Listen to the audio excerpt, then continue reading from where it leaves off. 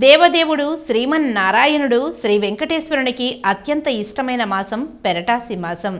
తిరుమల శనివారాలు 3వ శనివారం సందర్భంగా సరోజినీదేవి రోడ్లోని సీతారామ ఆంజనేయ స్వామి దేవస్థానం నందు స్థానిక భక్తులు, తిరుమలకు నడిచి వెళ్లే భక్తులకు ఆలయ నిర్వాహకులు ఆర్ఆర్ శ్రీనివాస్ ఆధ్వర్యంలో అన్నదాన కార్యక్రమాన్ని ఘనంగా నిర్వహించారు.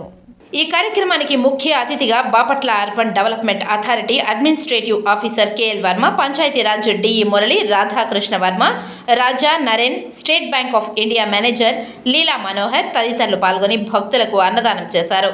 ఈ సందర్భంగా ఆర్ఆర్ శ్రీనివాసు మాట్లాడుతూ, భక్తుల సహాయ సహకారాలతో హిందువులకు పవిత్రమైన అన్ని పర్వదినాలలోనూ, తిరుమల శనివారాలలోనూ, వెంకటేశ్వర స్వామి బ్రహ్మోత్సవాల సందర్భాలలోనూ, హిందువుల ముఖ్యమైన పండుగ దినాలలోనూ సీతారామ ఆంజనేయ స్వామి ఆలయంలో ప్రత్యేక పూజలు నిర్వహించి అన్నప్రసాద వితరణ కార్యక్రమం నిర్వహిస్తున్నామని తెలిపారు.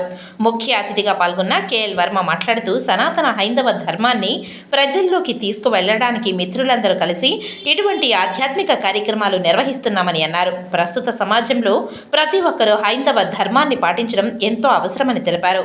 ఈ కార్యక్రమంలో ఆర్ఆర్ శ్రీనివాస్, సుజాత, పవన్ తదితరులు పాల్గొన్నారు.